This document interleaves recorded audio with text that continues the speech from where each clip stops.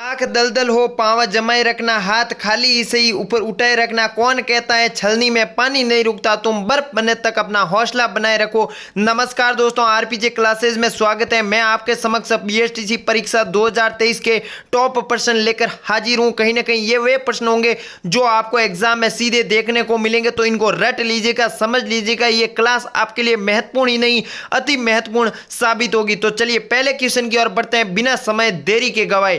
पहला क्वेश्चन, राजस्थान का सबसे कम भूभाग है दोस्तों। ए पहाड़ी क्षेत्र, बी वन क्षेत्र, सी मैदानी प्रदेश या ऑप्शन नंबर डी पठारी प्रदेश। जी हां दोस्तों, बिल्कुल राइट आंसर देने की कोशिश कीजिएगा।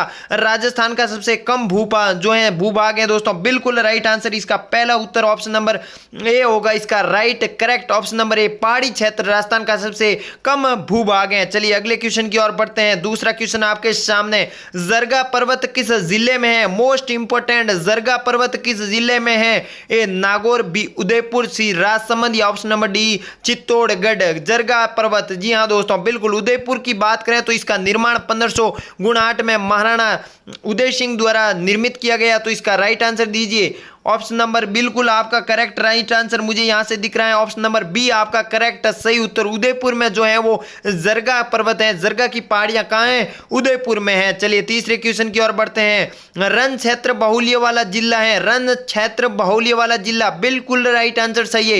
ए बाड़मेर, बी बीकानेर, सी जैसलमेर या ऑप्शन नंबर डी अजमेर। बिल्कुल राइट आंसर दीजिए तीसरे क्वेश्चन का। बिल्कुल आपका सही सटीक 100% आपका सही जवाब ऑप्शन नंबर सी जैसलमेर।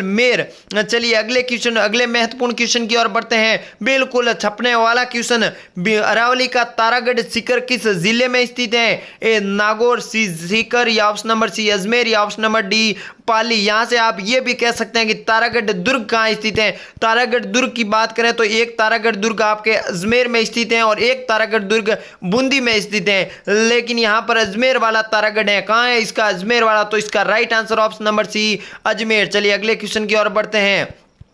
पांचवा क्वेश्चन आपके सामने, आपके समक्ष, राजस्थान में किस क्षेत्र भौतिक प्रदेश का सर्वाधिक विस्तार है? बिल्कुल राइट आंसर दीजिए। ए पूर्वी मैदान, बी हाड़ौती पठार, सी गग्गर मैदान या ऑप्शन नंबर डी पश्चिमी मरुस्थल। बिल्कुल पांचवें क्वेश्चन का राइट सटीक आंसर दीजिए। भौतिक प्रदेश का सर्वाधिक राजस्थान में सबसे ज्यादा क्या है? तो बिल्कुल आपका करेक्ट आंसर दोस्तों दीजिए। पांचवें क्वेश्चन का सही सटीक उत्तर देने की कोशिश कीजिएगा। तो पश्चिमी मरुस्थल भारत राजस्थान में सर्वाधिक है। पश्चिमी मरुस्थल के अंतर्गत बीकानेर, बाड़मेर, जोधपुर, जैसलमेर जो कि जिले आते हैं जहां मरुस्थल सर्वाधिक है। अगर बात करें जोधपुर की तो जोधपुर को थार मरुस्थल का प्रवेश द्वार भी इसलिए कहा जाता है। चलिए छठे क्वेश्चन की ओर बढ़ते हैं। राजस्थान के किस जिले का सर्वाधिक क्षेत्र कसारी मृदा का है? कौन सी मृदा? कसारी मृदा का है। ए अलवर, बी धौलपुर, सी पाली या ऑप्शन नंबर डी चूरू। सर्वाधिक, जी हाँ, चूरू सबसे ज्यादा ठंडा देने वाला जिला है। ठंडक, जी हाँ दोस्तों, सबसे ज्यादा ठंडा रहने वाला जिला चूरू है। और अगर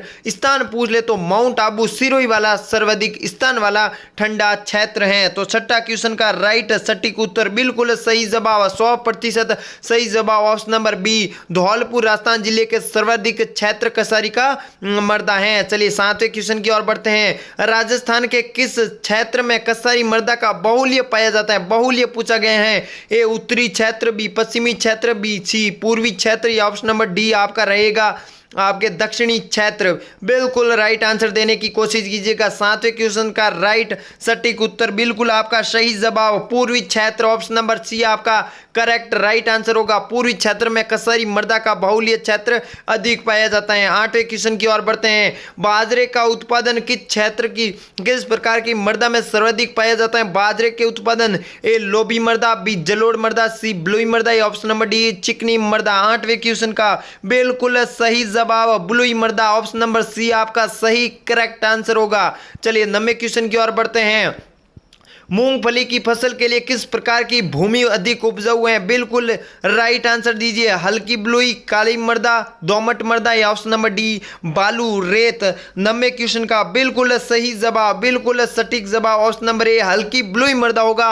वहां पर मूंगफली की फसल अत्यधिक मात्रा में उपज होगा। 10वें क्वेश्चन की ओर बढ़ते हैं।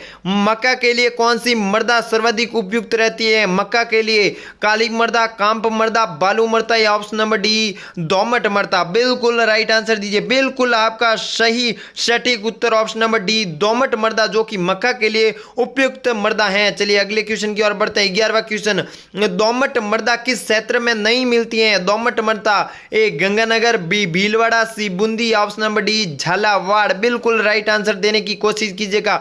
भीलवाड़ा की बात करें तो इसे वस्त्र नगरी कहते हैं। कौन सी नगरी? वस्त्र नगरी, राजस्थान की टेक्सटाइल सिटी। बूंदी की बात करें तो इसे बावड़ियों का शहर। चलिए राइट आंसर दीजिए। बिल्कुल सही जवाब 11वें क्वेश्चन का बिल्कुल सही जवाब ऑप्शन नंबर ए गंगानगर दोमट मृदा क्षेत्र में नहीं पाई जाती है दोस्तों। चलिए अगले क्वेश्चन की ओर बढ़ते हैं। 12वां क्वेश्चन, मिश्रित लाल और काली मृदा से सामान्यतः कौन सी फसल प्राप्त की जाती है?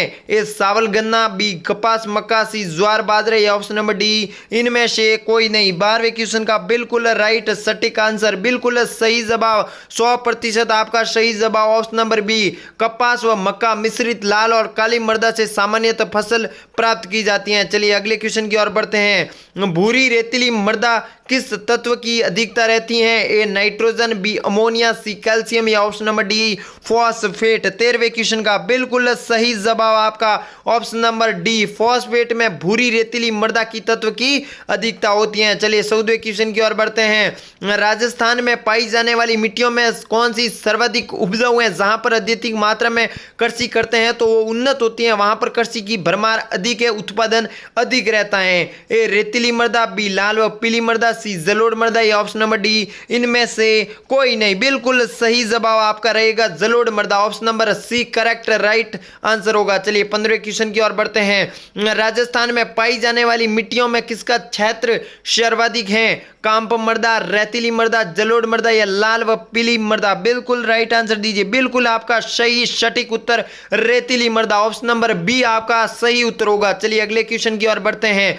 राजस्थान के किस क्षेत्र में एंटीचोल समूह की मृदा जो है वो मिलती है? ए पूर्वी, बी दक्षिणी, सी दक्षिणी पूर्वी, ऑप्शन नंबर डी पश्चिमी। 16वें क्वेश्चन का बिल्कुल सही जवाब आपका पूर्वी, जो राजस्थान में जो है वो एंटीचोल समूह की मृदा मिलती है या पाई जाती है। 17वें क्वेश्चन की ओर बढ़ते हैं। आपका राइट आंसर दीजिए। राजस्थान में भूरी मृदा का प्रचार क्षेत्र है? बनास नदी का प्रवाह क्षेत्र, अरावली के दोनों तरफ के भाग, हाड़ौती पट्टार, या ऑप्शन नंबर डी राजस्थान के दक्षिणी भाग। बिल्कुल राइट आंसर अरावली के दोनों तरफ के भाग, यानी ऑप्शन नंबर बी आपका राइट करेक्ट आंसर होगा। चलिए 18वें क्वेश्चन की ओर बढ़ते हैं।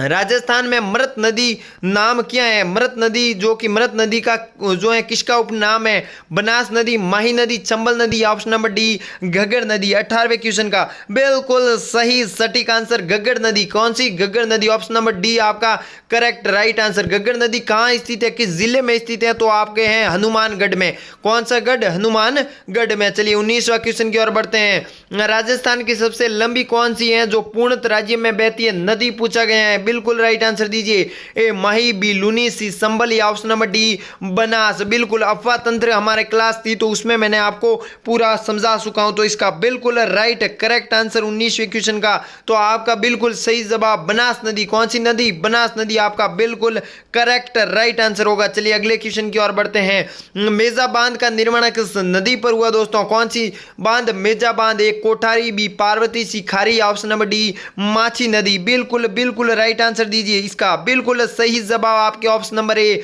कौन सी नदी? कोठारी जो है नदी के किनारे मेजा बांध का निर्माण हुआ। चलिए अगले क्वेश्चन की ओर बढ़ते हैं। धरती धोरारी राजस्थानी कविता के लेखक कौन है? बिल्कुल राइट आंसर दीजिए। धरती धोरारी।